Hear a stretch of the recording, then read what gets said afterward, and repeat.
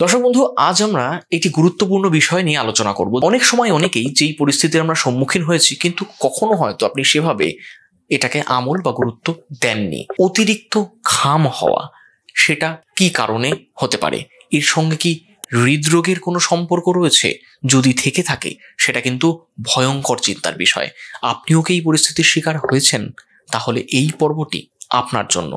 আসুন আজকের পর্বে আমরা আলোচনা করি অতিরিক্ত ঘামের কারণ বা কোন ঘামকে আমরা বিপজ্জনক বা ঝুঁকিপূর্ণ হিসেবে ধরব। কারা এই ঘামের সমস্যায় উপসর্গগুলোকে হালকাভাবে নেবেন না, কোন বয়সী মানুষরা এই সমস্যার জন্য বিপদের মুখে পড়তে পারেন, কারা সতর্ক থাকবেন অত্যাধিক, তাদের জন্য কি পরামর্শ এবং তাদের কি করণীয়, কখন চিকিৎসকের কাছে যাবেন এই ঘামের সমস্যা নিয়ে, সেগুলো আপনাকে জানতে হবে। আশা করি এই এপিসোডটিতে আমরা যেই বিষয়গুলোকে আলোচনা করব বা তুলে ধরবো, তাতে আপনারা উপকৃত হবেন। ভিডিওটি ভালো লাগলে লাইক করবেন, আপনার কোনো প্রশ্ন বা মন্তব্য থাকলে নিচে কমেন্ট বক্স লিখবেন এবং শেয়ার করবেন। ভিডিওটি শেষ পর্যন্ত থাকুন এবং আমাদের এই ভিডিও ডেসক্রিপশনে আমাদের আরও একটি চ্যানেল হেলথ ইম্প্যাক্ট ইউথের লিঙ্ক দেওয়া রয়েছে, যেখানে আমরা তরুণ প্রজন্মের স্বাস্থ্য সমস্যা নিয়ে প্রতিনিয়ত আলোচনা করছি।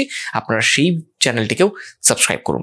আসুন আজকে আমাদের আলোচনা শুরু করি। আমাদের সঙ্গে রয়েছেন কলকাতার বিশিষ্ট চিকিৎসক কার্ডিওলজিস্ট ডক্টর সুমন্ত চ্যাটার্জি। আমি স্যারের কাছে যাব। নমস্কার, আমি doctor Sumanta Chatterjee, consultant cardiologist attach to Manipal hospital, Dhakuria, Kolkata. যে প্রশ্নটি উনি করলেন সেটা খুবই পার্টিনেন্ট এবং রেলেভেন্ট আজকালকার দিনের যেরকম আমরা সিনারিও দেখছি, সেটা অ্যাওয়ারনেস গ্রো করার জন্য ইম্পর্টেন্ট।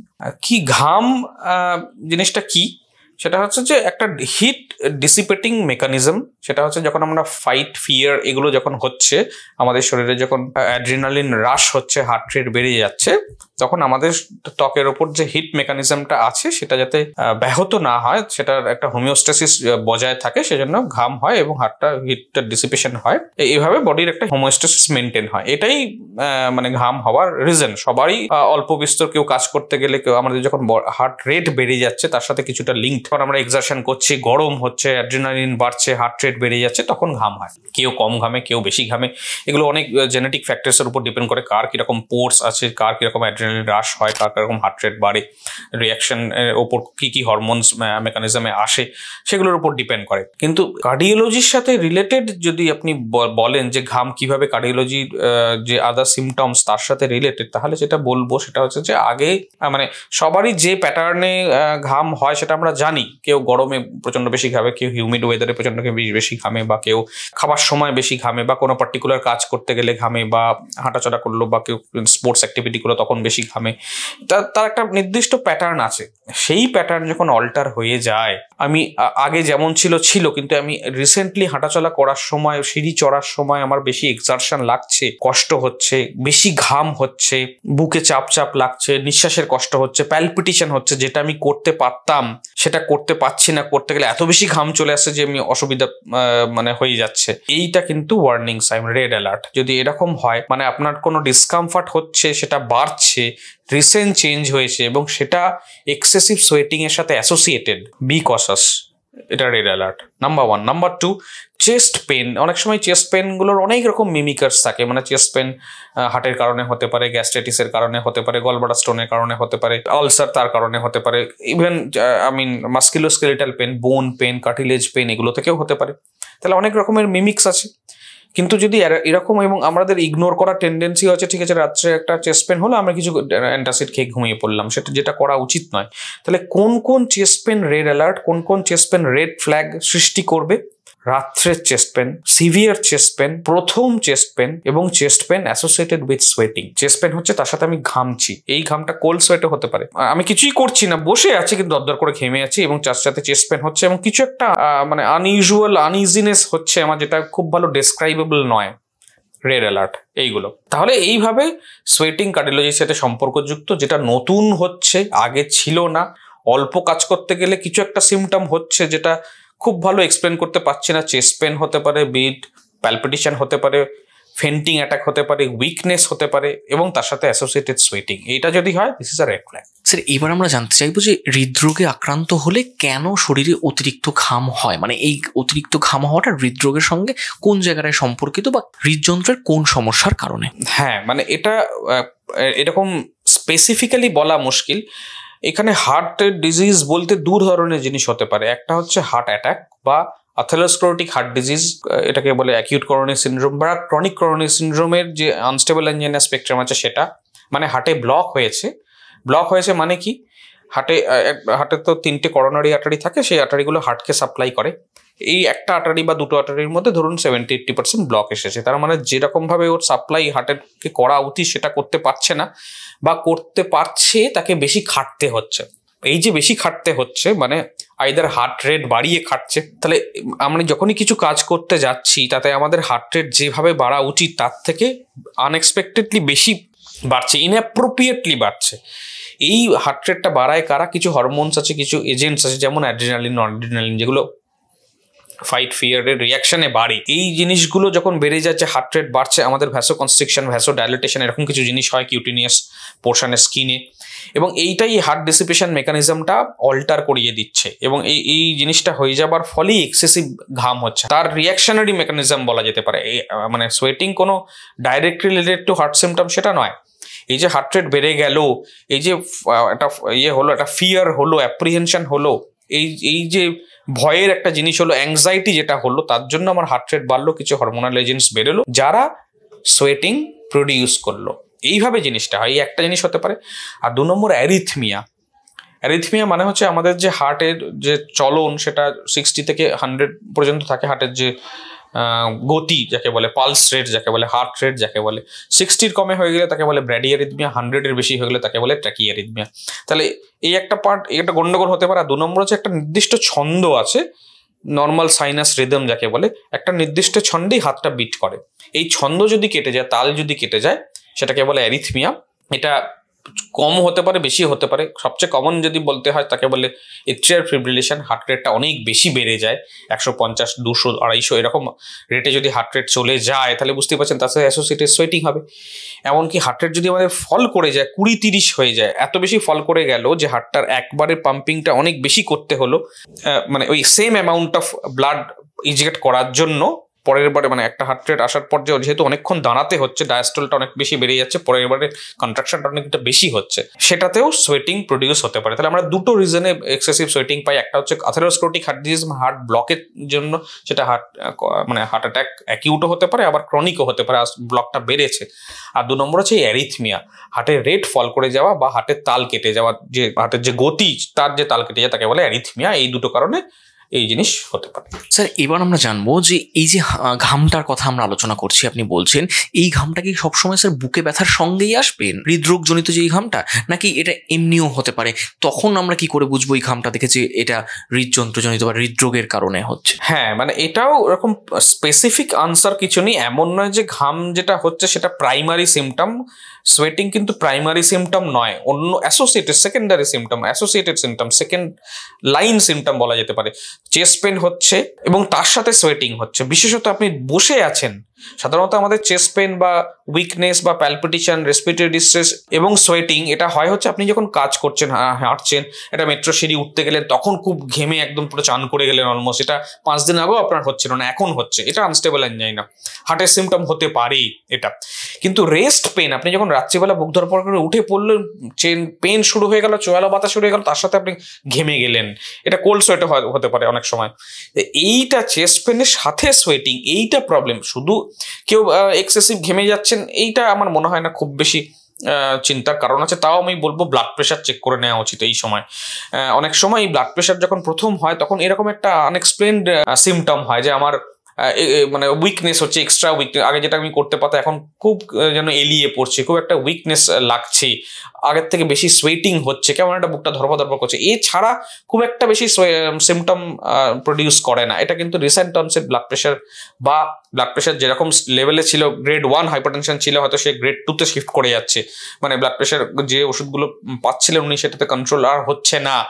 একটা যেমন আমাদের সিজনাল কিছু ভ্যারিয়েশন আর শীতের শুরুতে আমাদের অনেকটাই ব্লাড প্রেশার বাড়ে এই সময়টায়, মানে অ্যারাউন্ড অক্টোবর নভেম্বর এই সময়টা ব্লাড প্রেশার বাড়ে। ওই সময় অনেক সময় ঘাম হচ্ছে, যেটা ওই সময় শীতকালের ওই সময় হওয়া উচিত নয়, দেখা গেল ব্লাড প্রেশারটা বেড়ে গেছে। কাজেই এই জিনিসগুলোর অ্যাসোসিয়েশনগুলো ইম্পর্টেন্ট, যে তার সাথে আর কি প্রবলেম হচ্ছে ডাক্তারের কাছে যাওয়া ইম্পর্টেন্ট, একটা ইসিজি করা ইম্পর্টেন্ট, ব্লাড প্রেশার এবং ছোট ছোট কিছু অ্যান্সিলারি টেস্ট করাগুলো ইম্পর্টেন্ট, যেটার মাধ্যমে আমরা জিনিসটা ডায়াগনোসিস করতে পারি। স্যার, এই সমস্যাগুলো বা এই উপসর্গগুলোকে কারা বাড়তি গুরুত্ব দেবেন, কারা বেশি ঝুঁকির আওতায় রয়েছেন, কোন বয়সের মানুষ এটাকে বাড়তি গুরুত্ব দিয়ে খুব দ্রুত চিকিৎসকের কাছে যেতে হবে, নাকি সব বয়সের মানুষ এই উপসর্গগুলো দেখলে তড়িঘড়ি চিকিৎসকের কাছে যাওয়া উচিত বলে আপনি মনে করেন? আমরা যদি ভাবি তাহলে এই চেস্ট পেন এর সাথে সোয়েটিং, রেসপিরেটরি ডিস্ট্রেস, প্যালপিটেশন, এই যে সিমটোমেটোলজি, এটা হচ্ছে যে অ্যাথেরোস্ক্লেরোটিক হার্ট ডিজিজের সিমটমস। এগুলো সাধারণত আমরা 60-65 ওপরেই দেখতে অভ্যস্ত। আমাদের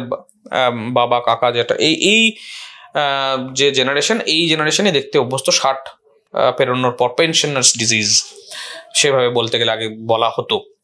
তার মানে কি 60-এর ওপরে যদি কারো এই সিমটম হয়, চেস্ট পেন হচ্ছে, প্যালপিটেশন হচ্ছে, সোয়েটিং হচ্ছে, নিঃশ্বাসের কষ্ট হচ্ছে, আগে হতো না, রিসেন্টলি ডেভেলপ করেছে, রিসেন্টলি শুরু হয়েছে, এদের একদমই সবসময় গুরুত্ব দিয়ে দেখা উচিত। তবে কি আজকালকার দিনে আমরা দেখছি কি প্রায় 2 ডিকেডস এই জিনিসটা এগিয়েছে, 40 থেকেই জিনিস শুরু হয়ে গেছে। তাই আমার মনে হয় যে 40 বছর বয়সের পর এই 40তম বার্থডেতে আপনার নিজেকে এই গিফট দেওয়া উচিত যে কিছু ব্লাড টেস্ট, একজন ডাক্তারের কাছে যাওয়া, আমার কি রিস্ক ফ্যাক্টরস আছে সেগুলো বোঝা।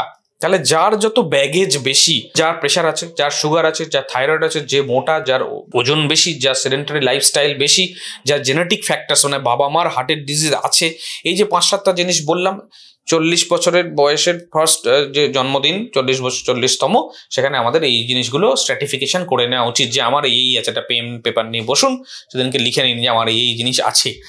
সেই জিনিস থাকলে যদি একটা বা দুয়ের অধিক যদি সেই ব্যাগেজ আপনার থাকে, তাহলে আপনি ভাবুন যে যদি চেস্ট পেন হয়, সোয়েটিং হয়, নিঃশ্বাসের কষ্ট হয়, ইগনোর না করাই ভালো। তো এমন নয় আজকে 45 বছরের কোনো একজন মানুষ immune to develop heart attack, তা কিন্তু নয়। হার্ট ডিজিজ এখন 40-45 আমরা র্যাম্প্যান্টলি দেখতে পাচ্ছি, তার অনেক কারণ আছে। কিন্তু এই যে আগে আমরা 60-65 বছর বয়সে দেখতাম, সেটা প্রায় 1 to 2 ডিকেডস এগিয়ে এসেছে। কাজে তাদেরও একদমই জিনিসটা ইগনোর করা উচিত না। এইরকম সিমটম যেটা আমি বললাম, কিছু red flags and red alerts, অবশ্যই তখনই ইসিজি করিয়ে নেওয়া উচিত, বিশেষত যাদের এক্সট্রা ব্যাগেজ মানে রিস্ক ফ্যাক্টর আছে, যারা জানে যে আমার রিস্ক ফ্যাক্টরগুলো আছে। তাহলে স্যার, আপনি বিভিন্ন পরীক্ষা নিরীক্ষার কথা বলছেন, তাহলে কি কি পরীক্ষা করতে হবে, কি কি পরীক্ষা প্রাথমিকভাবে করা উচিত? প্রথমত একজন ডক্টরের কাছে যান, ফিজিশিয়ানের কাছে যান, আগে ক্লিনিক্যালি চেক আপ করুক যে কি কি জিনিস থাকতে পারে। 2 নম্বর, আপনার কি প্রবলেম হচ্ছে, যদি আদৌ কিছু হয়ে থাকে সেটাকে লিস্ট আপ করুন। প্রবলেম হচ্ছে না তার মানে এই নয় যে আপনার কিছু নেই, প্রবলেম যদি থাকে তাহলে সেগুলোকে খুঁজতে সুবিধা হবে। 3 নম্বর হচ্ছে যে আপনার জেনেটিক মেকআপ, মানে আপনার বাবা মা বা আপনার ফ্যামিলি ট্রিতে কার কি অসুখ আছে, মোটামুটি যে সাডেন কোনো ডেথের হিস্ট্রি আছে কিনা, তাড়াতাড়ি কেউ মারা গেছেন কিনা, আর ন্যাচারাল কিছু কজ কিছু হয়েছিল কিনা, হার্ট অ্যাটাক, স্ট্রোক, এগুলো, কিডনি ডিজিজ, এগুলো কিছু হয়েছিল কিনা, ডায়াবেটিস, ব্লাড প্রেশার, কোলেস্টেরলের রোগ কারো কিছু আছে কিনা, এইগুলো একটা জট ডাউন করা উচিত। তারপরে আসে টেস্টের কথা। টেস্ট কি? বেসিক কিছু টেস্ট, যেমন ইসিজি করে নেওয়া, কোলেস্টেরল চেক করে নেওয়া, ব্লাড প্রেশার চেক করে নেওয়া, ব্লাড সুগার চেক করে নেওয়া, থাইরয়েড চেক করে নেওয়া। এই যে 5-6টা টেস্ট, এগুলো করলেই চলবে। ফার্স্ট স্ট্র্যাটেজি হচ্ছে এইগুলো: ECG, blood cholesterol, sugar, blood pressure কেমন আছে, থাইরয়েড, ক্রিয়েটিনিন, এই কটা জিনিস করলেই বেসিক টেস্ট এইগুলোই। এগুলো পরে এগুলো দেখে যদি আপনার ফিজিশিয়ান মনে করেন যে এছাড়া আরো কিছু টেস্ট বোধহয় করানো উচিত, যেমন অনেক সময় হয় কি, কোলেস্টেরল করা হলো, কোলেস্টেরল পড়ার পর দেখা গেল যে এর আরো একটু টেস্ট করলে ভালো হয়, কোলেস্টেরলটা কেন বাড়লো সেটা দেখলে ভালো হয়, তাহলে সেগুলো করা সম্ভব। কিন্তু বেসিক টেস্ট এগুলোই যথেষ্ট। 40 থেকে শুরু করা উচিত, এভরি 5 ইয়ার্স রিপিট করা। তাহলে স্যার, এখানে আমাদের প্রশ্ন আসে যে যখন এই পরিস্থিতি তৈরি হচ্ছে, তার আগে, এই পর্যায় পর্যন্ত পৌঁছানোর আগে হৃদরোগ প্রতিরোধে আমাদের কি কি করণ? এটা সকলের প্রশ্ন, সাধারণ প্রশ্ন, আরো একবার আপনার কাছে জানতে চাই। হ্যাঁ, এটা বহুল চর্চিত এই অধ্যায়টা, তবে আরো একবার রিক্যাপ করে দেওয়া উচিত। সেটা হচ্ছে যেটা বললাম, এই যে অ্যাথেরোস্ক্লেরোটিক হার্ট ডিজিজ, বেসিক কনসেপ্টটা কি? অ্যাথেরোস্ক্লেরোটিক হার্ট ডিজিজ তার মানে হচ্ছে যেগুলোতে ব্লক আসে, সেটা অ্যাকিউটলি আসলে হার্ট অ্যাটাক, আর যদি অ্যাকিউটলি না আসে তাহলে সেটা ব্লক, যেটাকে বলে ক্রনিক করোনারি সিনড্রোম। এটা কিন্তু অনেকাংশেই মডিফায়েবল, প্রিভেন্টেবল, এমন নয় যে পুরোপুরি, কিন্তু তা হলো কিছুটা, অ্যাটলিস্ট 40-50% ক্ষেত্রে কিন্তু আমরা জিনিসটাকে, রোগটাকে পিছিয়ে দিতে পারি। অ্যাটলিস্ট 1 to 2 ডিকেডস, 40 বছরে না হয় এটা 50-এ হলো বা 60-এ হলো, 70-এ হলো, এটাই আমাদের কাছে অনেক। এটাই চেষ্টা করা উচিত। এটার জন্যই আমরা বারবার এই অ্যাওয়ারনেস গড়ে তোলার চেষ্টা করছি, এবং কিন্তু সেটা চেষ্টা করতে হবে ছোট বয়স থেকে। মানে 50 বছরের বয়সে কেউ এই হেলদি লাইফস্টাইল লিড করতে শুরু করলো, আর 25 বছর বয়সে কেউ হেলদি লাইফস্টাইল শুরু করতে বসলো, তাহলে অনেক বেশি তার ডিফারেন্স। তার মানে এখন আমাদের নেক্সট জেনারেশনকে সেটাই বোঝানো উচিত টিনস থেকে, যে কোনটা হেলদি খাবার কোনটা হেলদি খাবার না, একটা বেসিক আইডিয়া। এই ফ্রাইড ফুডস, এই চিপস, কোল্ড ড্রিঙ্ক, এগুলো যে এত মানে ইম্প্যাক্ট ফেলছে আমাদের হেলথের উপর, আনটুয়ার্ড এফেক্ট ফেলছে, কিছুক্ষণের জন্য আনন্দ হচ্ছে তারপরে আর কিছু হচ্ছে না সেটাতে, এবং সেটা লং টার্মে কিন্তু ক্ষতি করছে, সেগুলো বোঝানো উচিত। কার্বোনেটেড জিনিসপত্র যেগুলো আছে, এক্সট্রা সুগার যেগুলোতে আছে, ফ্রাইড ফুডস যেগুলোতে, চিপস, বার্গার, এগুলো ওয়েস্টার্নাইজ ফুডস যেগুলো আছে সেগুলো ঠিক নয়। ইন্ডিজেনাস হোম কুড ফুড খাওয়া উচিত, 3 থেকে 6টা মিল খাওয়া উচিত, জল 3 লিটারের বেশি খাওয়া উচিত, তেল যেগুলো সেগুলো 50% মাস্টার্ড অয়েল, 50% নন মাস্টার্ড অয়েল ইউজ করা উচিত। এই খাবার রিলেটেড জিনিসগুলো একটা ইম্পর্টেন্ট। রিহিট করা কখনোই উচিত নয়। প্রত্যেকটা পোর্শনের সাথে গ্রিন লিফি ভেজিটেবলস, ফ্রুটস, প্রত্যেক দিন কিছু না কিছু ফর্মে food, green leafy vegetables, coloured fruits এগুলো রাখতে হবে, স্যালাড এগুলো রাখতে হবে। এই যে কনসেপ্টটা, এটা আমার মনে হয় ছোটবেলা থেকে ইনকালকেট করে দেওয়া উচিত। অনেক ক্ষেত্রে এরাই বাঁচিয়ে দেবে, শুধু এইটুকুই। এক্সারসাইজ, যতই কাজে কেউ বিজি হোক না কেন, আজকালকার দিনে খুবই বিজি সবাই, কিন্তু তা সত্ত্বেও কিছুটা সময় কিন্তু আপনাকে নিজের জন্য বের করতে হবেই, আপনার হেলথের জন্য। 0.5 ঘন্টা হোক, 1 ঘন্টা হোক, 0.5 ঘন্টা করলেও যথেষ্ট। কিছু form of exercise, gym, swimming, cycling, যেটা আপনার ইচ্ছা, সেটা আপনার পছন্দ, সেটা আপনি করতে পারেন, কিন্তু 0.5 ঘন্টা করতে হবে, ঘাম ঝরিয়ে করতে হবে, প্রতিদিন করতে হবে। রেগুলারিটি ইজ দ্য কি। অ্যাটলিস্ট 5 দিন বা 6 দিন সপ্তাহে 0.5 ঘন্টা, 1 ঘন্টা। রিসেন্টলি আরো বেশি বলছে, হয়তো 45 মিনিটস থেকে 75 মিনিটস, কিন্তু কিছু না কিছু ফর্মের এক্সারসাইজ কিন্তু আপনাকে করতে হবে। স্ট্রেস, ছোটবেলা থেকে কিন্তু এটা আমাদের ইনকালকেট করতে হবে। স্ট্রেস হচ্ছে আমাদের part and parcel of life. Definitely সবারই একটা emotional stress, family stress, professional stress, এগুলো থাকবেই, কিন্তু how to deal with the stress, কিভাবে স্ট্রেস বাস্টার্সে কাজে লাগে। যোগা, প্রাণায়াম, গান, মিউজিক থেরাপি, ঘুম খুব ইম্পর্টেন্ট এগুলো, এবং এগুলো নিয়েই আমাদের বেঁচে থাকতে হবে। এগুলো ট্যাকেল কিভাবে করতে হয় আমাদের জানতে হবে, কারণ স্ট্রেস আজকালকার দিনে খুব ইম্পর্টেন্ট একটা বিষয় হয়ে চলেছে। Smoking absolute no, alcohol cut down, জল বললাম আমি খুব ভালো পরিমাণে। এই যে 6-7টা জিনিস, এবং মানে আমার ফ্যামিলি হিস্ট্রি কি সেটাও আমাকে মোটামুটি 20-25 বয়স থেকে আমার জেনে নিতে হবে। ফ্যামিলিতে কোনো রোগ আছে কিনা, সুগার, প্রেশার, বাবা মার কিছু ছিল কিনা, ঠাকুরদার কিছু ছিল কিনা, দিদা দাদুর কিছু ছিল কিনা, কেউ বিজি হয়েছে, বাইপাস সার্জারি হয়েছে, অ্যাঞ্জিওপ্লাস্টি হয়েছে, এগুলো কিছু হয়েছে কিনা, থাইরয়েড কেমন আছে, সুগার প্রেশার কেমন আছে আমাদের ফ্যামিলিতে, তাহলেও আমরা মোটামুটি একটা আইডিয়া পেয়ে যাবো যে কিরকম ফ্যামিলির জেনেটিক মেকআপে আমি বিলং করছি। এটাও ইম্পর্টেন্ট। এইগুলোই যদি আমি করে নিতে পারি, এবং অ্যাজ আর্লি অ্যাজ পসিবল, যত তাড়াতাড়ি আমি শুরু করতে পারবো, তত তাড়াতাড়ি কিন্তু আমি এই জিনিসগুলো হওয়ার থেকে আমি কিছুটা হলেও প্রিভেনশন বা কিছুটা আমি পোস্টপোন করতে পারবো। 40-45 বছর না হয় 60-65-তে হলো এই জিনিসগুলো, ব্লক, কনসিডারেবল অ্যামাউন্ট অফ বা বুকে ব্যথা, কিন্তু এই যে প্রিভেনশন সেটা start early at the teen age, basically at least 20-25, যখনই আমাদের অ্যাওয়ারনেস চলে আসছে, বুঝতে পারছি আমাদের, তখন থেকে জিনিসটা হওয়া উচিত। ঘাম হওয়া আমাদের শরীরের অত্যন্ত স্বাভাবিক সাধারণ একটি প্রক্রিয়া, কিন্তু অনেক সময় এই স্বাভাবিক সাধারণ প্রক্রিয়াটাই হতে পারে আপনার হৃদরোগের জন্য একটা ভয়ঙ্কর ইঙ্গিত। কাজেই অস্বাভাবিক ঘাম হওয়াকে, অতিরিক্ত ঘাম হওয়াকে কখনো হালকাভাবে নেবেন না, অবহেলা করবেন না। বিশেষজ্ঞ চিকিৎসকের পরামর্শ নিয়ে সঠিক সময় চিকিৎসকের কাছে যান, তাহলে কিন্তু হতে পারে একটা ভয়ঙ্কর হৃদরোগের হাত থেকে আপনি মুক্তি পেতে পারেন, অনেক আগেই তার জন্য প্রতিরোধ করে তুলতে পারেন। আজকের এই পর্বে আপনাদের কোনো প্রশ্ন থাকতেই পারে, সেই প্রশ্নগুলো লিখুন আমাদের কমেন্ট বক্সে। আপনাদের প্রশ্ন নিয়ে পরবর্তীতে আমরা আবার স্যারের সঙ্গে আলোচনা করব। আজকের মতো এখানেই শেষ করছি। ভালো থাকবেন, সুস্থ থাকবেন, ধন্যবাদ।